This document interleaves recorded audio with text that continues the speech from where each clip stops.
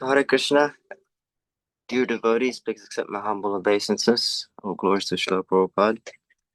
I'm hoping everyone's having a pleasant marathon. I have been requested to speak a few more words regarding our little effort here, traveling Sankirtan, and hopefully I can try and serve you all in some way. So let me begin with just chanting the pranams. Om Jnana Timarandasya Jnanangana Shlakaya Chakshurun Militam Yena Tasmai Shri Gurave Namaha. Jai Shri Krishna Chaitanya Prabhu Nityananda Shri Advaita Gadadhar Srivasari Gaura Bhaktivinoda Hare Krishna Krishna Krishna Hare Hare Hare Rama Rama Rama Hare Hare. So it has been an extraordinary marathon, I guess, for myself and Nitai Jivana, in the sense that so many Bhagavatam sets and CC sets have gone out. Nitai Jivana has actually distributed 2 Bhagavatam sets and 1 CC set this week alone. He distributed a Bhagavatam set and a CC set to an elderly gentleman. And he also distributed a Bhagavatam set to one lady in Rotorua who wanted the set as a part of an encyclopedia for her spiritual community that she is trying to manifest here. This week alone, we've done 4 sets and 1 CC sets. Recently, I met this one young man in the car park, and I stopped him, and he was very enthusiastic to see the books. There was a sign next to my book table, Inner Wellness and Lifestyle Satisfaction. So he thought, this sounds good. But before he could reach the book table, apparently I had already pounced on him and presented him the books. He took a Bhagavatam set that day and was very grateful. And he met His Holiness Devamrita Swami on his program in Hamilton a couple of nights ago. He messaged me last night, again expressing his gratitude for approaching him and him having the Bhagavatam set. He expressed his gratitude to be in that program with His Holiness Devamrita Swami, whom he managed to ask one question and got darshan during or after the event, which he said it was life-changing. The whole experience was life-changing, and he's going to go there every Friday night to the program in Hamilton and bring his friend next Friday. I met one lady yesterday who was telling me how his uncle used to be a Hare Krishna. I asked her, what's the name of your uncle? She said, my uncle's name is Ben. And immediately I remembered that I had distributed a Bhagavatam set and a CC set to this elderly gentleman in Rotorua maybe 5 years ago. And sadly, this lady told me that her uncle had passed away October last year. And with this uncle passing away, her mother, who is so-called Christian, burnt the Bhagavatam set and the CC set and all the Prabhupada's books that her uncle had possessed. She was mortified and lamenting because her uncle was such a kind and gentle person. He would always read to her. He would always read to his family the glories of Krishna's pastimes as expounded in the Bhagavatam. And she said to me yesterday that in memory of my uncle, in honor of my uncle, I want to purchase a Bhagavatam set. So we exchanged numbers last night. And I thought that was an incredible experience to see how the Bhagavatam can affect people's hearts. Simultaneously, also met another lady yesterday in the car park. I presented to her the Bhagavatam set, and she said to me, I would rather much have this than Atlas Encyclopedia. This is the kind of encyclopedia that I really like my family to access. And she also messaged me last night wanting to, or expressing her desire for the Bhagavatam set. So in this way, we shouldn't be afraid to present the Srimad Bhagavatam to people that we meet, wherever we are, distributing Srila Prabhupada's books, because as I've seen, they're taking them.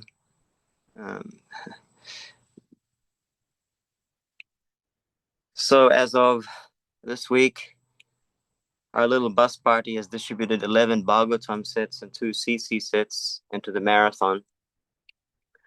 And this may seem amazing to some of you. And in fact, one devotee in Wellington texted me, Prabhuji, you must be very ecstatic. Actually, I'm not feeling so elated about this. After all, this is a team effort. Nita, Jivana, and I are cooperating like clockwork to increase our efficiency in book distribution. And simply, we're just trying to inspire each other in distributing Bhagavatam sets. This is a team effort. I'm not doing this by myself. Simultaneously, I'm also reflecting on the glories of the Vaishnavas, especially those devotees who are doing much more service.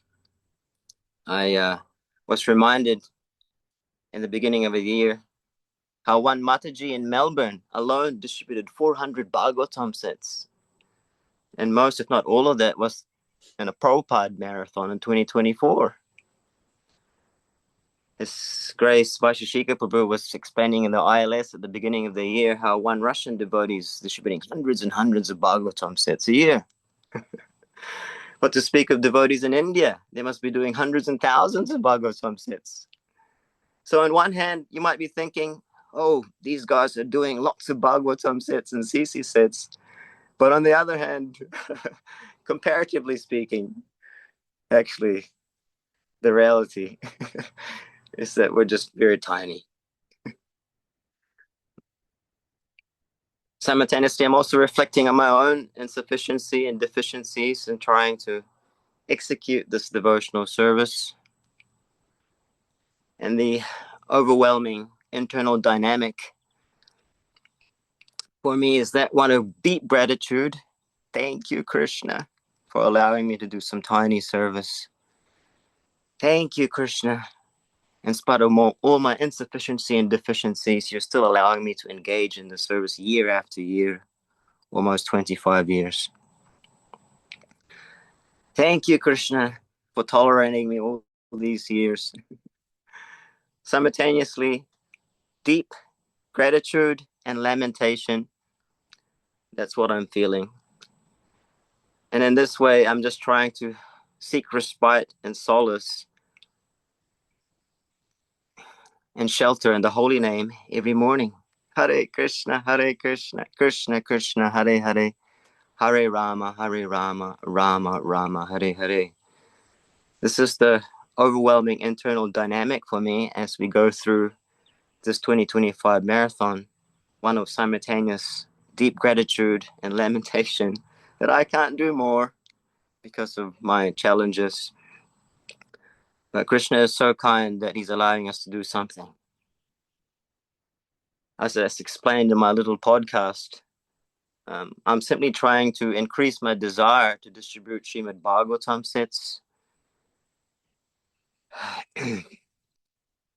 Sometimes I lose sleep in the evening because I'm thinking, how are we supposed to distribute these sets to all these people in the street? And therefore, I'm just more conscious of whomever I meet every day of presenting to them the Bhagavatam set. And as all of you are traveling out there, certainly you may experience a lot of inconveniences and adversities and challenges. As you all know, anyone trying to preach Bhagavad Bhakti in Kali Yuga will get a lot of opposition.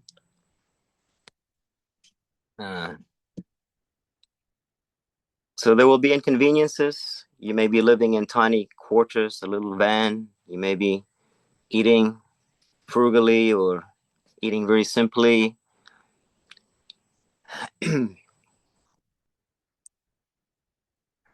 But we all take this as a golden opportunity to demonstrate to Krishna that we are serious about his service, to demonstrate to Krishna that we're serious about his mission, whatever the adversity and challenges are. In any case, I was reminded yesterday that life in this material world is a burden and full of adversities anyway. But these adversities serve to remind us all that we are just simply exile here in this material world, and this is not our real home. So we willingly take on whatever inconvenience and challenges there are, and we're attempts to try and distribute Srila Prabhupada's books in this circumstance. We take the burdens willingly, not for ourselves, but for the greater good. Like the sages of Naimisharanya, they were inquiring, what is the greater good? What is the greatest good? What is the ultimate dharma by which everyone can be benefited in this fallen age of Kali Yuga? This is the consciousness. This is the desire. This is what the devotees want. They just want to see the greater good, the ultimate good for all living entities in this fallen age of Kali.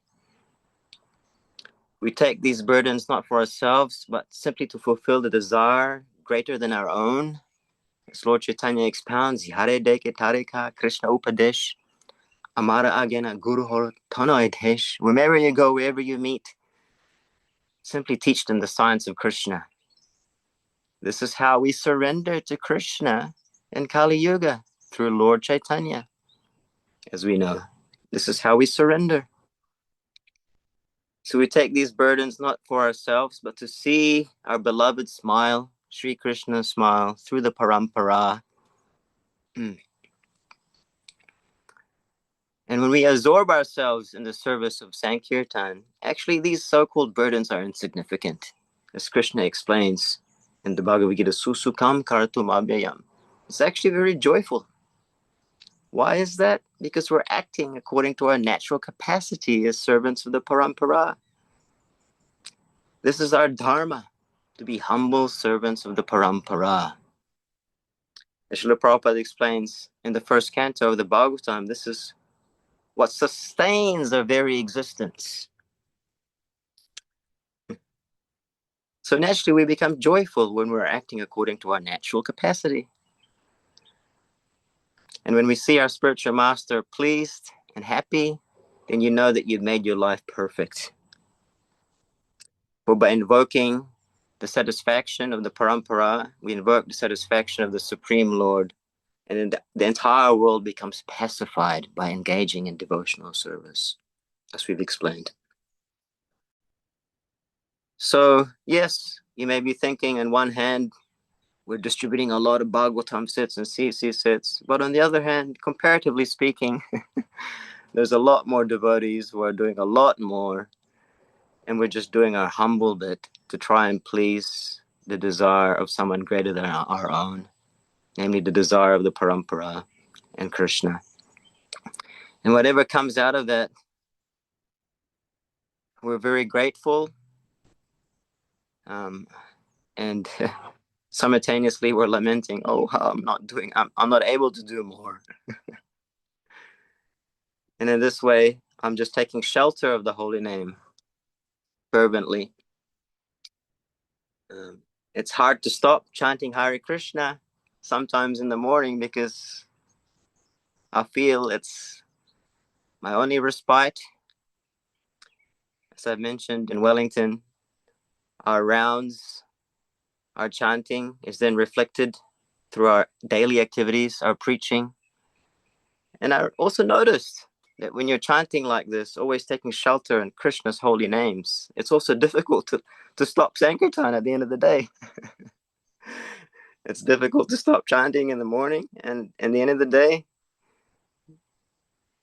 you want to distribute more books, but this body and this mind is just full of limitations. I've got to feed it. I've got to bathe it. I've got to do exercise. So you can see how actually this material body and material mind is just impeding devotional service. Yesterday, although it was very hot, and I was actually getting a headache towards the end of the day and getting a little bit nauseous because of the heat walking around in the car park, I was thinking, oh, I wish I could do more. The taste for giving Krishna consciousness to others is extremely addictive.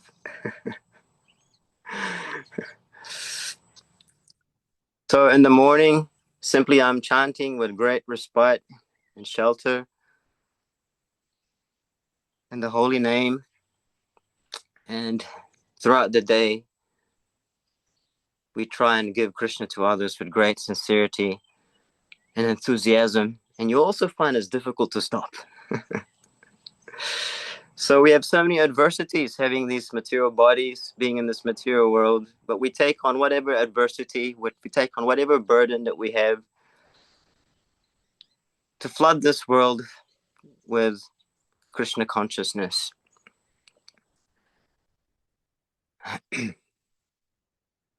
So this is a glorious time of the year where we can see, when we can push ourselves beyond our capacity, as I've explained.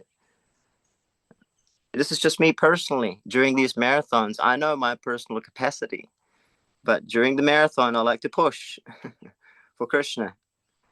So I've explained before, I usually take ridiculous quantities of books when I'm on a table or on the street, just to feel more dependency on God.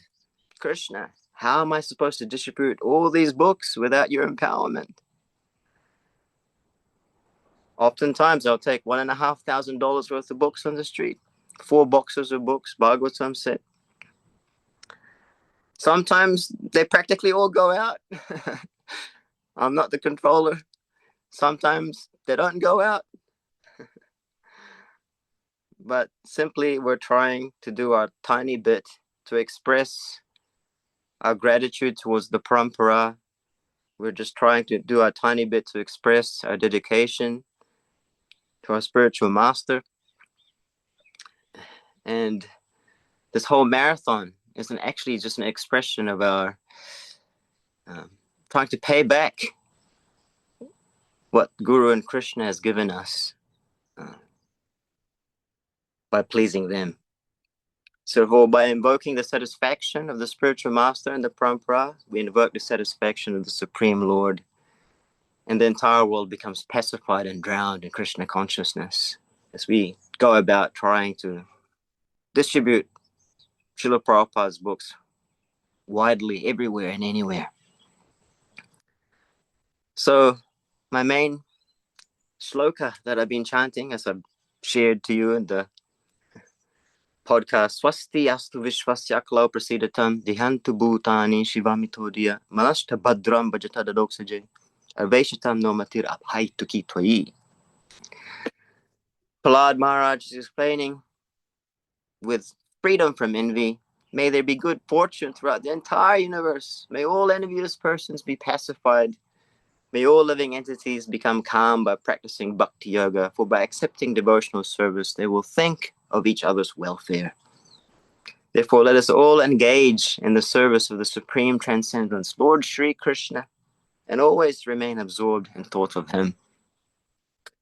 So, swasti swasti astu vishvasya kala prasidatam. Let there be all auspiciousness. Let there be all good fortune to all living entities as we embark in this marathon and trying to engage everyone in devotional service.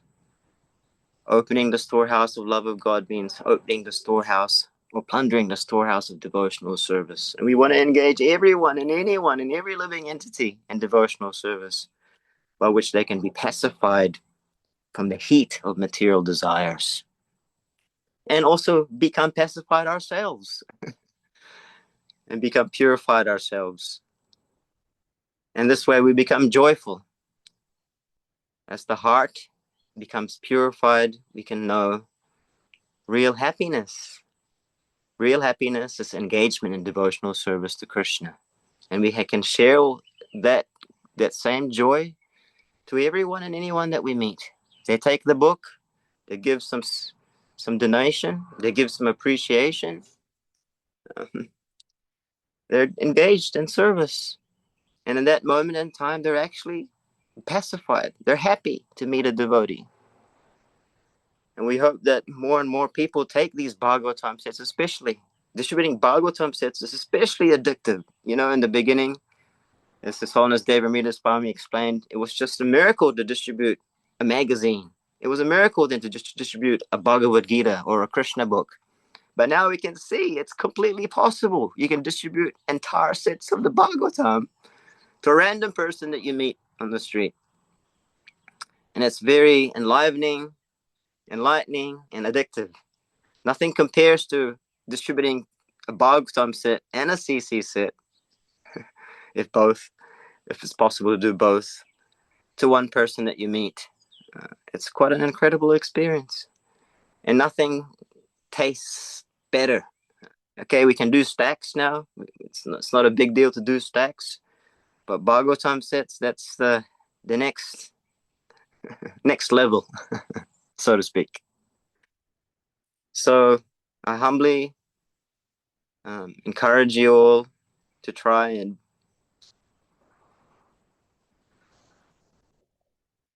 present the Bhagavatam set with great enthusiasm and conviction. The Bhagavatam in of itself is my great inspiration. There's so many examples in the Bhagavatam to give us inspiration and enthusiasm. And we just want to try and infect others with that enthusiasm and inspiration from our own reading and our own relationship with the Srimad Bhagavatam. We pray to Krishna to please let us say something to inspire these people to consider this Bhagavatam set. Oftentimes when I'm walking around the car park, I'm not even I can't carry the Bhagavatam set with me around the car, but I just carry a Bhagavatam flyer that was printed from the BBT. But when I see or meet someone who has potential, pray to Krishna, please show me the potential for these people to take sets of Bhagavatams. And please allow me to say something so that they can become inspired to take the sets. I'll just pull out this little Bhagavatam flyer and just start explaining to them these spiritual encyclopedias. And that if they want to see it in person, we can just walk to the van, the bus, or whatever vehicle where you've got the set, and you can present to them in person the Bhagavatam, introduce to them Krishna through the Bhagavatam. It's very enlivening. It's a different level of Sankirtan, not just thinking one book or two books or even a stack, but just whole sets. And oftentimes when people take these Bhagavatam sets, they actually take stacks anyway. They're more than happy to take Searching for Vedic India, other books, Bhagavad Gita. So please try and fulfill the desire of someone who is greater than our own. Please try and distribute the Bhagavatam widely as possible. And you can see, actually, if we can do it, I'm sure you, Prabhus, can do much better. Like I said, we've only done 11 sets, 2 CC sets, but comparatively speaking, from other devotees around the world, they're doing hundreds. So I'm not feeling very puffed up about it.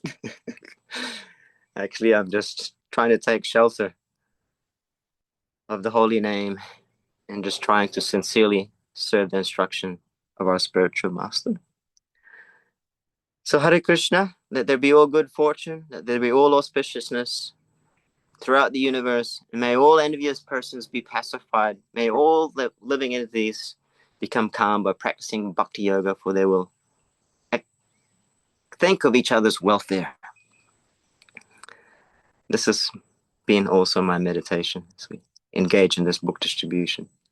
So Hare Krishna, I will stop here, and perhaps His Holiness Devamrita Swami, if he's online, would like to say a few words.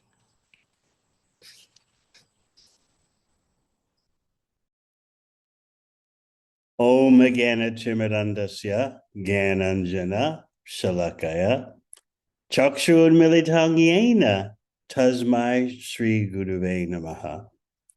Jai Sri Krishna Chaitanya Prabhu Nityananda Sri Advaita Gadadhar Srivasadi Gaur Bhaktavrinda. Hare Krishna, Krishna Krishna, Hare Hare. Hare Rama, Hare Rama, Rama Rama, Hare Hare. This Prabhupada marathon is one of the greatest opportunities for you to experience how the impossible becomes possible. As Hriman Krishna Prabhu was explaining, back in my full-time Sankirtan days, starting in 1973, if someone could distribute a Bhagavad Gita on a street, we considered it a miracle. One Bhagavad Gita. When the Sankirtan devotees would return to the New York temple and hear that a Sankirtan devotee on the streets of New York had sold a Bhagavad Gita, we were just overwhelmed with amazement. Actually, the whole effort of distributing Prabhupada's books everywhere started in San Francisco.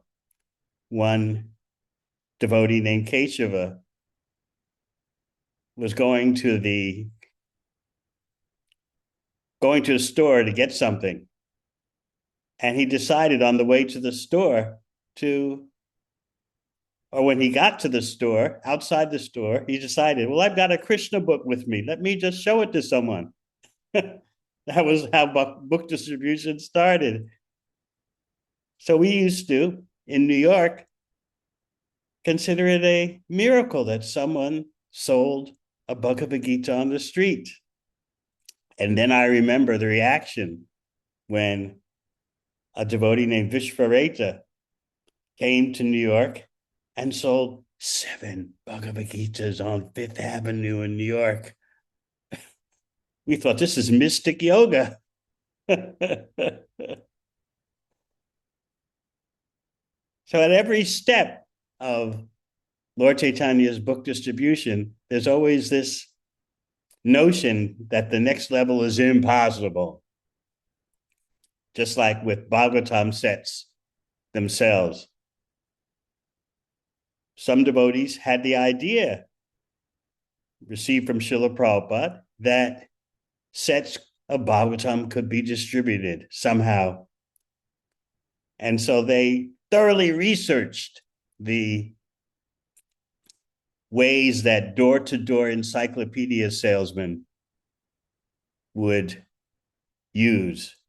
I don't think any of your generation has ever experienced door-to-door encyclopedia salesman, because this is way before the internet. So salesmen would go door to door because most mothers were at home back then with their children, cooking dinner, and then the husband would return in the evening, all that old-fashioned stuff. So a door-to-door salesman would ring the bell and in some way try to insert himself into the house. Sometimes they would say they're doing surveys to see what TV show you'd like to watch. Can we sit down with the whole family and do a survey? And then suddenly out pops by the way, we have these encyclopedias, and they would appeal to the mothers. You want your children to be super educated, don't you? So this was actually the way persons made a good living, selling sets of encyclopedias door to door. Something your generation, I know, has not experienced. So these devotees in the 70s, mid-70s, hearing from Srila Prabhupada of his desire that full sets of Bhagavatam be distributed, they researched the whole situation thoroughly, how these door-to-door encyclopedia salesmen operate. And then they, after a long investigation of quite a few months, they went to Srila Prabhupada and presented their report that, well, we investigated this method, we investigated that method, and our conclusion is it'll be very, very difficult, in fact, impossible for us to present Bhagavatam as a set.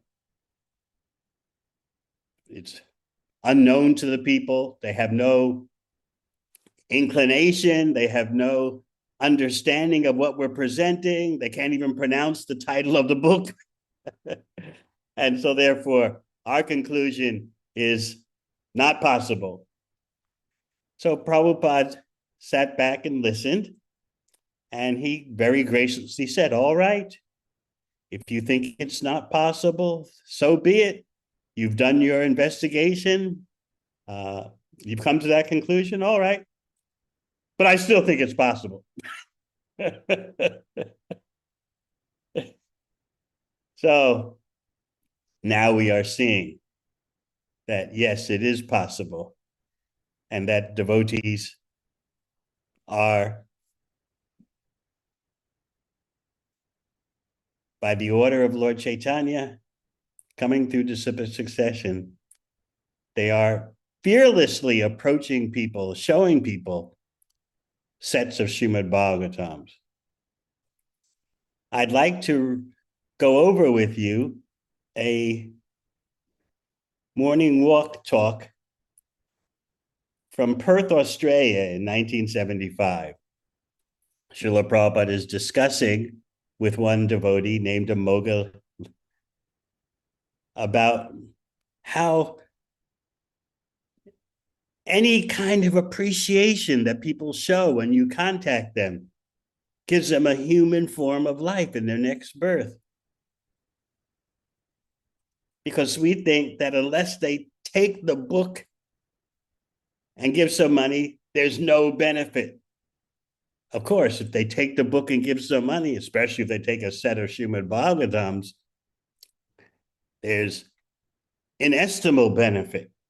But my point is that even the slightest appreciation, as Prabhupada will explain, is a major event in rearranging their whole karma. Not only do they get a human form of life, but they get birth in a nice family just by appreciation. So imagine, you can imagine what they're going to get, the benefit they'll get from a whole set of Srimad Bhagavatams, if just by the slightest appreciation of the books, they get a human form of life in a good family. So the devotee asked Srila Prabhupada, when people get some literature, does that mean they won't take birth as an animal? Srila Prabhupada explains, no, they won't. They won't take birth as an animal. They'll get birth in a good family. You know the Bhagavad Gita verse he quotes, Suchinam Srimatam Gehe, Bhagavad Gita chapter 6, text 41. So Prabhupada goes on to explain, if they simply appreciate, it's very nice, then in their next life, human life is guaranteed in a very nice family. Simply, if they appreciate, yes, it's very nice, that's all, they'll get another chance. What do you think of that? So this is what you're doing on this Prabhupada marathon. You have no idea how you are impacting people's lives, the depths of Lord Chaitanya's mercy, how the storehouse is broken open and the flood of love of Krishna is affecting everyone, even those who just have the slightest, tiniest appreciation. Not only do they get a human form of life in the next birth, they get birth in a good family.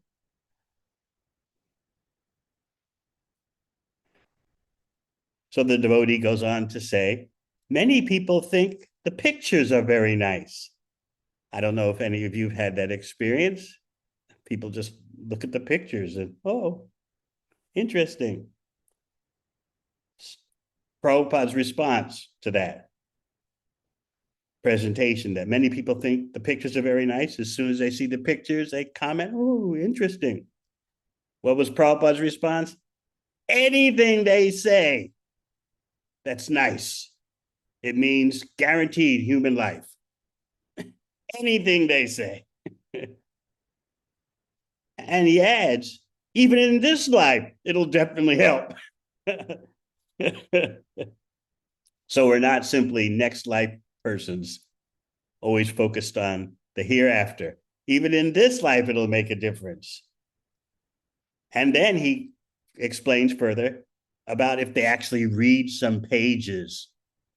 He says, as soon as they read some pages, it's guaranteed. Those who are inquiring, their life is guaranteed. Their human life is guaranteed.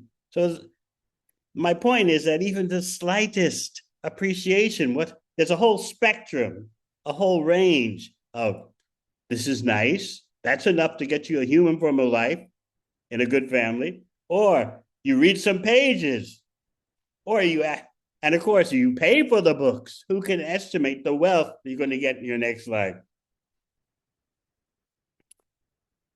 So the devotee goes on to describe that one person bought some books, but he never reads them. But he keeps them on his bookshelf, and he would always think, these are such beautiful books. He used to think like that. He never read them, but he just kept them on his shelf. Oh, they're so beautiful. I know that persons who buy sets, some of them will do like that. They're just overwhelmed by the beauty of the books. They just keep them on the shelf. But the way life is these days, they never read them. There's no time. But so the devotee is explaining, this person never had the time to read the books. What's Prabhupada's response? It doesn't matter. If he keeps the book with appreciation, that makes his human life guaranteed. He immediately becomes in touch with God. The one who keeps the book with reverence and love, immediately he becomes in touch with God because these books are representative of God.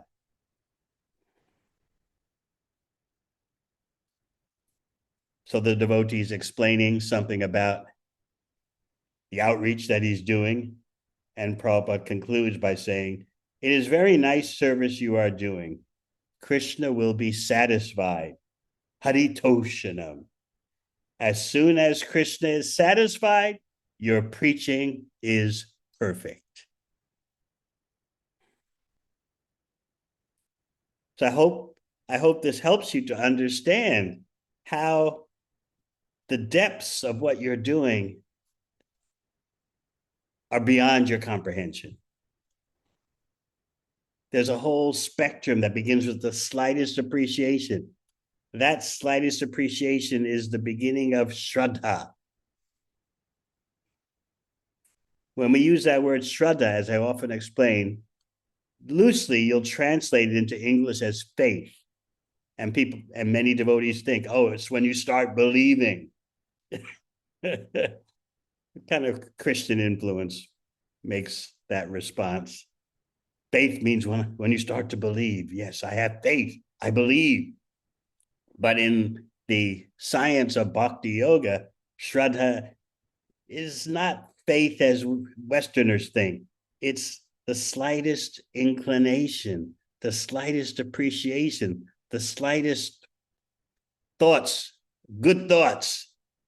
That's enough. And this is Prabhupada's point. Anything, remember, he says, anything they say that's nice, that means guaranteed human form of life, next life. And even in this life, it'll definitely help. What to speak of if they actually read some pages, if they actually just read one line. So we don't know the depths of what we're doing. We don't even understand how we have a chance to serve Krishna. We can't understand that. How did we qualify for such an opportunity? What to speak of the opportunity that you're giving others.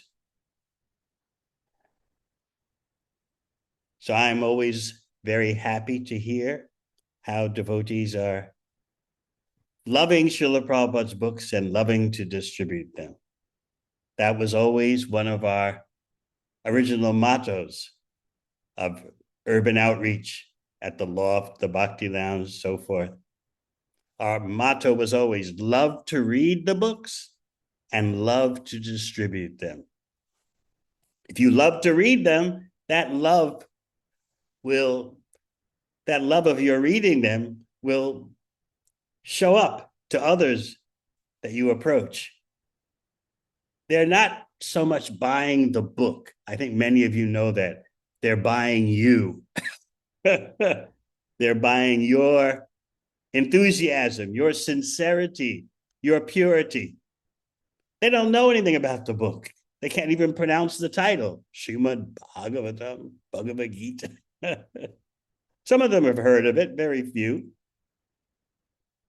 But they're affected by your purity, your sincerity, your desire that they have access to this inconceivable benefit.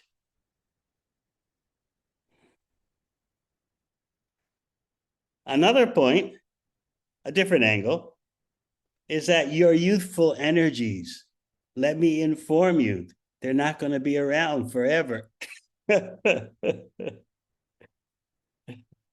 I was speaking at a very nice program we had in Hamilton Friday night, and there was one person there who was always trying to be a devotee, just can't seem to turn the corner. And so I was explaining in my presentation that, and they had some elderly ladies there, and in their 60s, maybe 70s. They were there chanting and listening, and there were some young, vivacious, energetic young ladies there, full of vim and vigor and the Shakti of youth. So I said to one of them that you're going to be old. Don't you, when you're walking around the street, see these old ladies pushing walkers? You're going to be like that. And your shape will be like a sack of potatoes. Always, oh no, not that anything. My shape looking like a sack of potatoes. Oh, horrible, the end of the world. one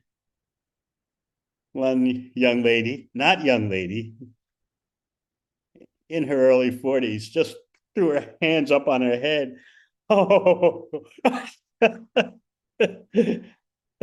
unbelievable. Oh, I'm going to get old. So at the age of 75, I can tell you your youthful energies won't last forever. But actually, by Krishna's grace, I'm more healthy in my 70s than I was in my 20s. Because in my 20s, I was still recovering from the New York lifestyle. So I'm actually more healthy than now than then. But still, my point is, generally speaking, as you advance in your years, your energies go down. So this energy that you're expending on book distribution is so precious. Don't think you're always going to have it. I like the verse in the 10th canto when the older cowherd men of Vrindavan were discussing amongst themselves what they had witnessed, seeing Krishna having lifted Govardhan Hill for 7 days. They began to, while Krishna was holding Govardhan Hill, the cowherd men, they didn't think about the inconceivability of what they're witnessing. They were just focused.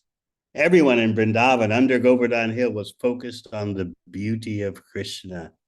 They got a chance to stare at Krishna 24/7. something, an opportunity they would normally not have, because Krishna would go to the forest during the day, and then at night he had his secret pastimes. And so not everyone got to see him nonstop.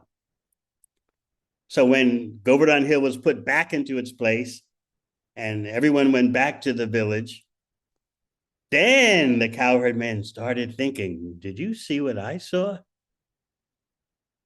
How is it possible that this 7-year-old boy can lift Govardhan Hill? Is he God? Is he a demigod? Or who is he? Then they began to go over, in their discussion, they began to go over all the things they had seen Krishna do from his childhood, beginning with killing Putana Rakshasi. They began to comment that as a little infant,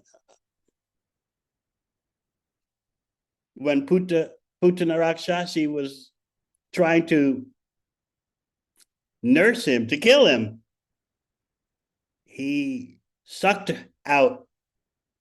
breast, yes, but he also sucked out her life invisibly.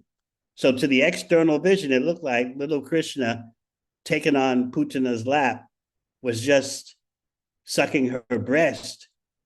Of course, we know the breast was poisoned, but Krishna was not simply sucking her breast. Invisibly to everyone watching, he was sucking out her life.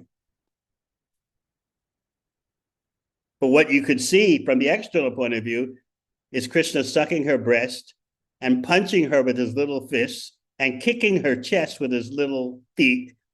But you couldn't see him sucking out her very life itself.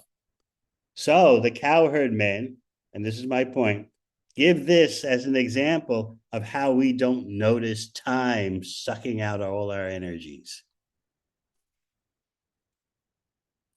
We think we're going to be the way we are with energy, with a fully functioning body. We think it's going to go on and on and on like that. I like what Lord Kapila says in the third canto. He says that just like a mass of clouds in the sky, here we are in the land of the long white clouds, most of us anyway. I see some faces from far away, like Braja Kamuda Prabhu. So, and Parameswari. So here we are. What's happening? Seeing big clouds in the sky, at least in Auckland. It's going to be warm today, 27 degrees Celsius. That's a heat wave for Kiwis. So the clouds in the sky, they just seem to hang in the sky forever and ever and ever. But we all know a puff of wind, and we see it happen all the time in New Zealand. Weather can change from one moment to the next because the winds are blowing this way and that way from the oceans surrounding the islands. So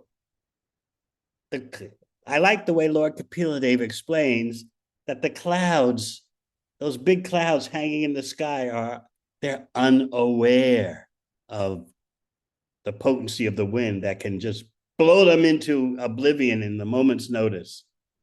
Similarly, the living entity is unaware of the power of the time factor.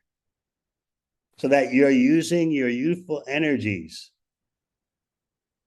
or your young adult energies or your adult energies to help Lord Chaitanya and the Panchatattva distribute the flood of love of Krishna. That is the greatest thing you can do with your energies. And you'll have those memories later in life when you start reminiscing, when you start walking down memory lane about all the things you did in your younger days. Those Sankirtan experiences will be unforgettable. They'll be your jewels that you take to wherever Krishna wants you to serve in your next birth. So if people get such benefit just by appreciation. There's nice pictures. What do you think the distributor of the books is going to get? If people just by their having some slight appreciation get a human form of life and a birth in a nice family, what do you think you're going to get? Of course, on the highest platform of pure devotion, a devotee is not distributing books to get anything except to please Lord Chaitanya. Still, it's all right if you want, it's intelligent if you want to get the best benefit. You'll get that. But still, we have to talk about the highest level of pure devotion, in which a devotee is not distributing books to go to the spiritual world. The devotee is distributing books just to satisfy Krishna and is open to wherever Krishna wants him to serve, however Krishna wants him to serve. But there's a whole spectrum in bhakti, from having some desire for material things, to having some desire for spiritual benefits, to having the desire simply to satisfy Krishna. So some or other beyond that spectrum somewhere. And be progressive. All right. It's been a great pleasure seeing your faces. And I thank you for showing up. And please make this Prabhupada Marathon unforgettable. Hare Krishna.